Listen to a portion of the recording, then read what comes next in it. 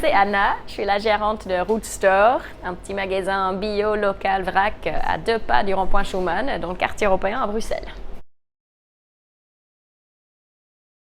J'ai décidé de lancer ce commerce il y a un peu plus de 5 ans maintenant parce que je me disais qu'il y a pas mal de petits producteurs locaux qui ont des super bons produits, aussi en vrac. Et j'avais envie de leur donner une vitrine, un magasin où on pourrait justement soutenir tous ces petits paysans et artisans locaux. On travaille majoritairement avec des producteurs belges, donc on privilégie vraiment le local. Et l'objectif, c'est de viser le zéro déchet. Parce que je trouve que de nos jours, il y a quand même beaucoup de déchets qui sont tout à fait évitables. Donc nous, notre objectif, c'est de proposer des produits en vrac, mais aussi d'aider les gens dans leur transition vers le zéro déchet. Ici, chez Root Store, on essaie d'avoir un peu de tout. On a tout plein de produits alimentaires, que ce soit les laitages, fruits et légumes, les produits en vrac, donc on a le sec, les liquides en vrac, cosmétiques solides pour rester dans le zéro déchet. On a des œufs, on a des confitures, farine, un peu de tout. On a aussi un coin ménage, soit avec des produits tout faits en vrac ou les ingrédients pour les faire vous-même à la maison. Et on a aussi un comptoir avec des fromages à la découpe, des préparations végétariennes ou véganes aussi en vrac. Si nous perdions ces petits commerces comme ceci, en fait, c'est assez dramatique parce que non seulement ce sera une perte de ce magasin ou les magasins comme le nôtre, mais puisque nous, on est en contact direct avec les petits producteurs, on soutient aussi tous ces petits producteurs et artisans locaux.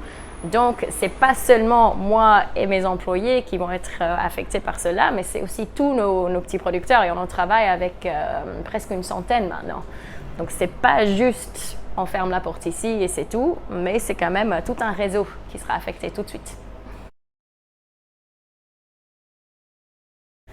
Pourquoi faire ses courses dans un petit commerce indépendant? J'ai vu un panneau super intéressant, c'était en Angleterre. Et c'était devant un commerce indépendant où c'était marqué « Faites vos courses ici parce que en fait, ce que vous dépensez ici, ça va financer les cours de foot de mon fils. » Et c'est vraiment ça ce qui m'a touchée. Parce qu'en faisant les courses ici, c'est l'argent que vous dépensez, ça va directement nous aider, moi, mon staff, mais aussi tous les petits producteurs avec qui on travaille. C'est l'argent qui va terminer directement chez eux. Il n'y a pas d'intermédiaire, il n'y a pas des gens qui vont empocher quand même tous les bénéfices, pas du tout. Nous, on est en contact direct avec les producteurs et l'argent qu'on gagne, c'est pour eux. Ça, c'est mon petit coup de cœur de l'été. C'est un savon de Habibi. Donc, c'est une apicultrice locale. Son atelier, c'est à Ouattama-le-Bois-Fort. Donc, elle utilise la cire et les propolis de ses ruches pour en faire des cosmétiques. Et ce savon-ci, c'est particulièrement chouette pour l'été parce que c'est avec l'ajout de la citronnelle. Donc, c'est contre les moustiques. Et le nom, c'est Scout Toujours pour faire une petite référence à tous les cons scouts aussi. Le premier avantage d'acheter en vrac pour moi, c'est le côté écolo, c'est pour faire quelque chose quand même pour essayer de sauver notre chère planète. Parce qu'avec le vrac, on a quasi pas d'emballage, c'est vraiment l'objectif zéro déchet.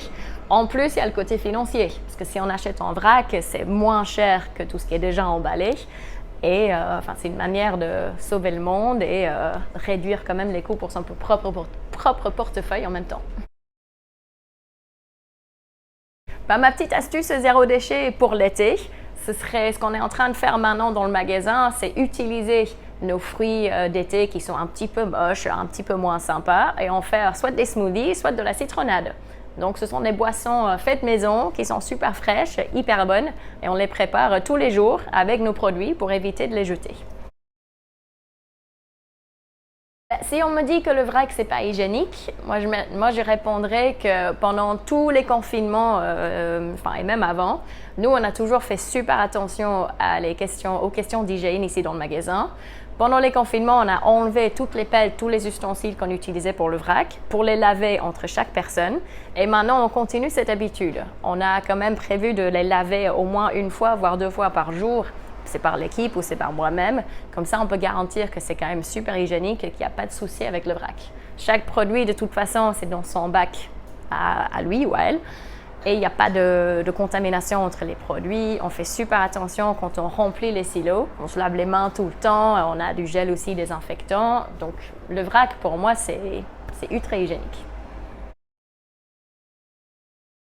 Le premier critère, c'est effectivement le local. Donc, si c'est un produit qui manque dans le magasin, je vais d'abord chercher en Belgique. Je regarde un petit peu dans mon réseau actuel. Des fois, c'est mes producteurs qui recommandent aussi les autres producteurs dans le coin. La certification bio, c'est aussi important pour moi. Ce n'est pas essentiel, mais je privilégie quand même le bio. Et sinon, un contact direct. Donc, soit le producteur vient directement au magasin, soit on passe par une coopérative ou un petit distributeur avec qui on travaille déjà.